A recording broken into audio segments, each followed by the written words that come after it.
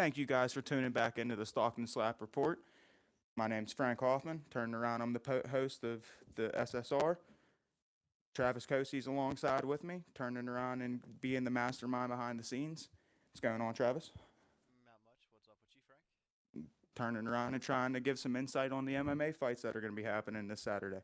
We're going to be staying consistent, guys. We're trying to turn around and come back, fresh slate, give our opinion on the prelim fights, main card, then possibly a breakdown of the fights the next day.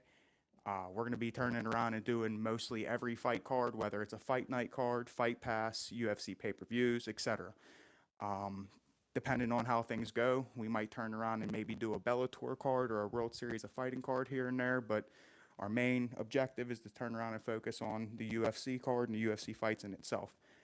January 2nd, tomorrow, it's going to be one hell of a card. We got Robbie Lawler fighting against Carlos Condit. You got Stipe Miocic fighting against Andre Arlovski, and a lot of other undercard fights that are going to be pretty decent, including Joseph Duffy, Dustin Poirier, Brian Ortega, and Diego Brandao. Much more to be able to enjoy. But for right now, we're going to focus on the prelim fights. Turn around and start off with the first fight of the night. We got Edgar Garcia fighting against Sheldon Westcott. Edgar Garcia is 14-4. Sheldon Westcott's 8-3-1. Edgar Garcia, what can I say? He turns around and he's a decent fighter outside of the UFC and outside of major organizations. He'll turn around and put on good performances, except for whenever he goes to the UFC, Bellator, Tahachi or prize fighting or palace fighting.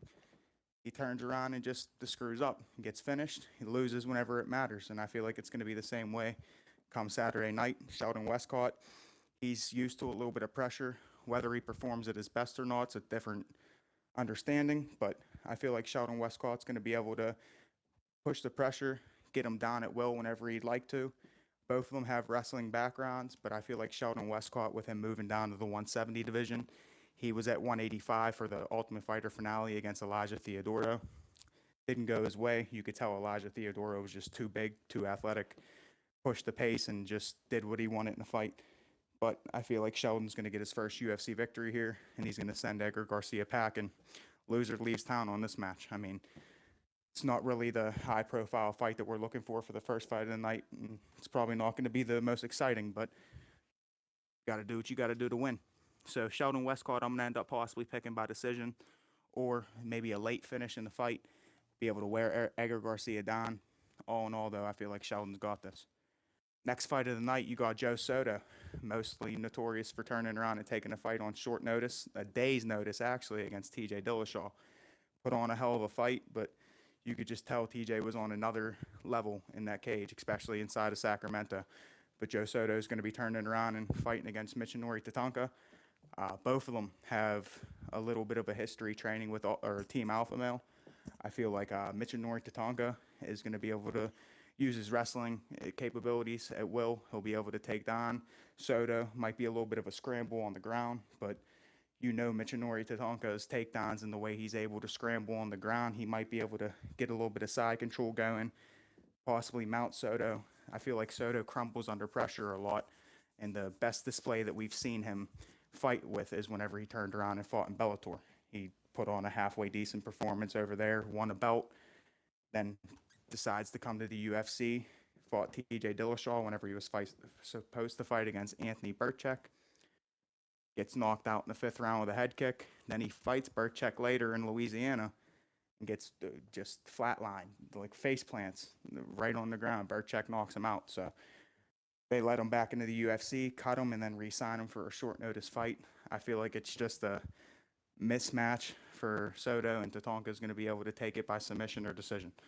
So, all in all, I feel like that fight will end up getting you technical fans and hardcore fans a little bit more excited, because boy, do we have a barn burner for the main event of the Fight Pass or prelims. Joseph Duffy and Dustin Poirier fighting almost a year in the making.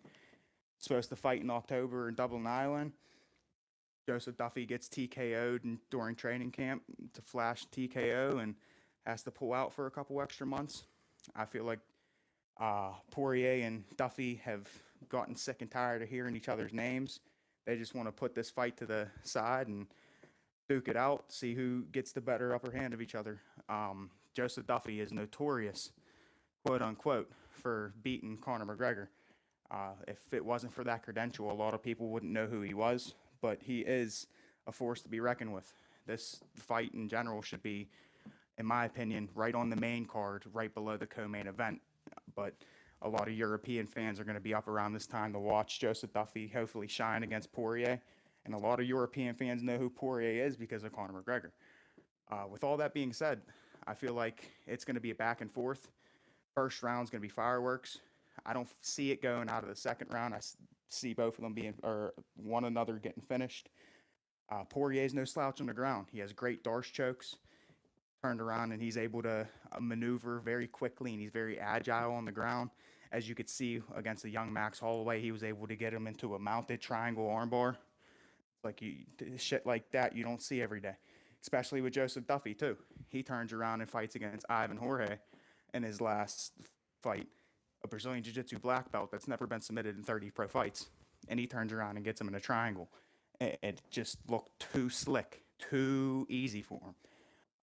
Back and forth on the ground. If it goes to the ground, I could see Duffy turning around and getting a slip up on Poirier. But if it's on the feet, I got to give the major edge to Duffy. I feel like he's just too crisp. His boxing technique is out of this world. He's able to throw crisp left hooks to the body, throws a right hook to the head that could knock you senseless. His left head kick that he hit on Jake Lindsay during his fight and put him down to the ground. I feel like Poirier is going to be a little bit out of his comfort zone. And whenever he is, he gets a little bit shook and he turns around and gets tense and nervous, throws caution to the wind. And Duffy's the perfect counterpuncher to be able to display why he's a legit threat in the lightweight division. So I could see Duffy finishing him with inside two, possibly due to strikes, or clipping him on the feet and then getting him down to the ground, tapping him out from there. But overall, Duffy's going to display why he's a top 10, top 15 lightweight in the world right now, and hopefully gets a step up and challenge. I like him a lot. Feel like he's a good fighter to watch out for. Probably the best fighter, along with Brian Ortega, on this card to watch out for in 2016. So Duffy by, I'd say, second round TKO. With the Fight Pass fights being brought up, those three are it. Then we have the four on Fox Sports 1.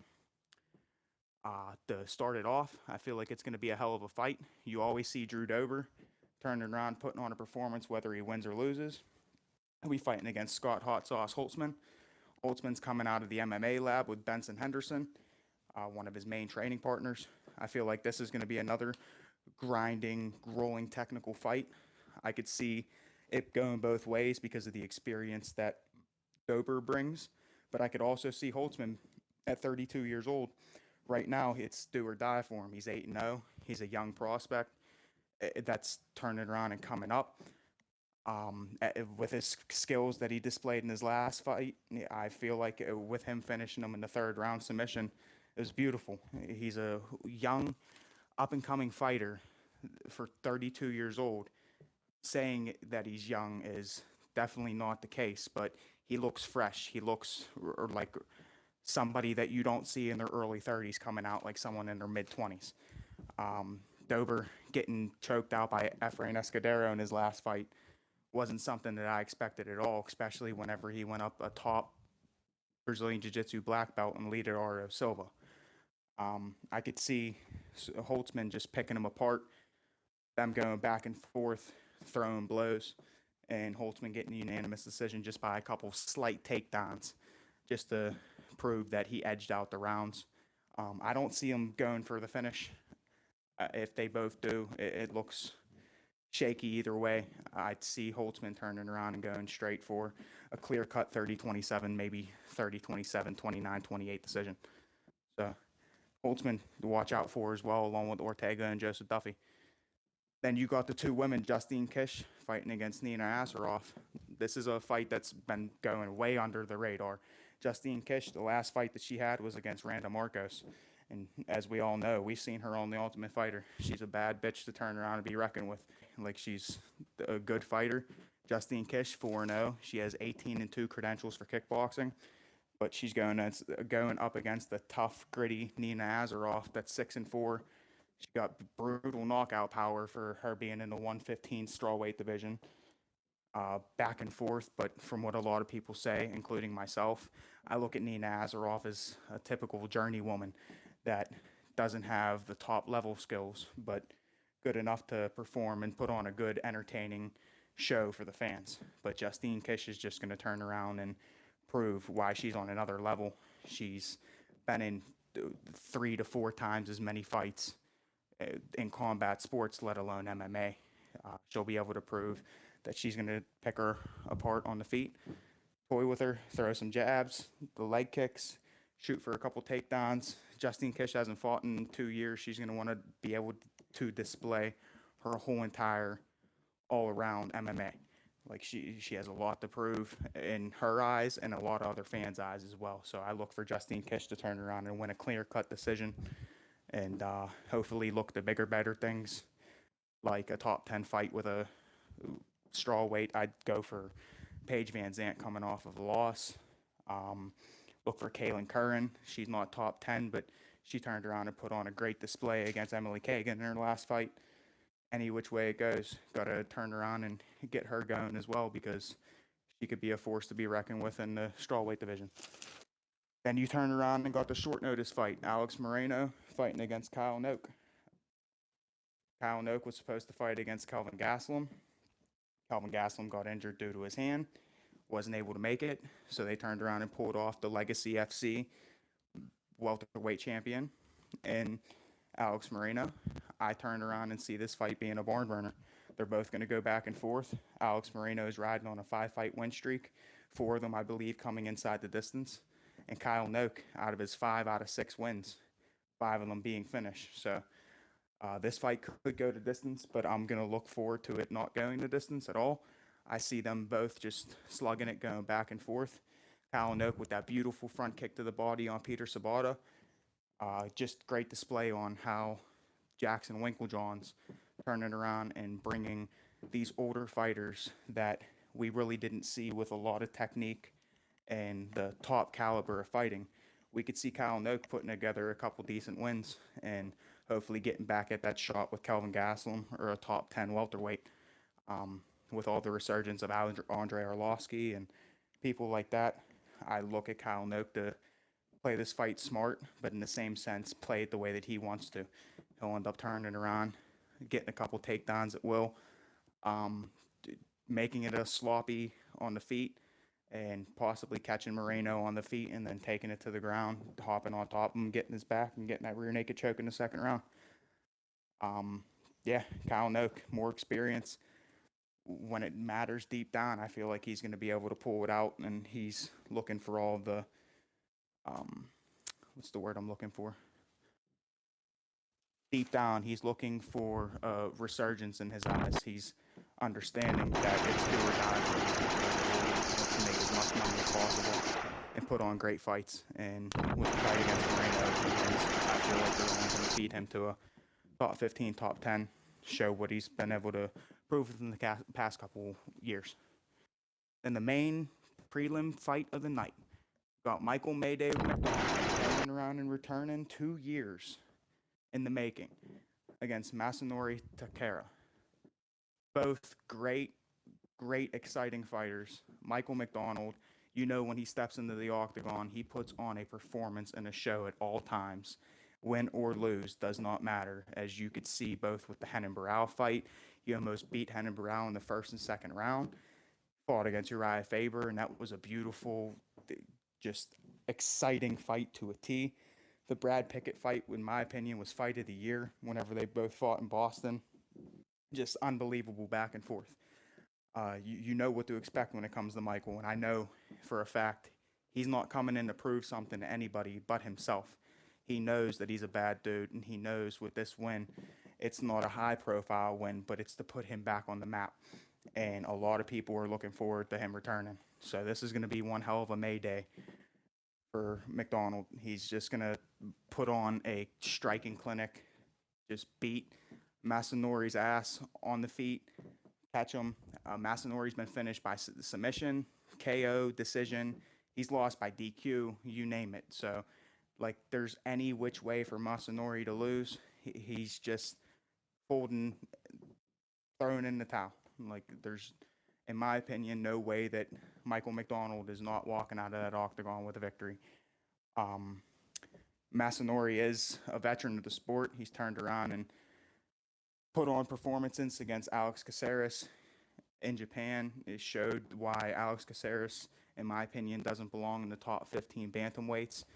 It proves that he's a well-rounded, good fighter, but everything that Masanori does, Mayday just edges him out in every category and is better.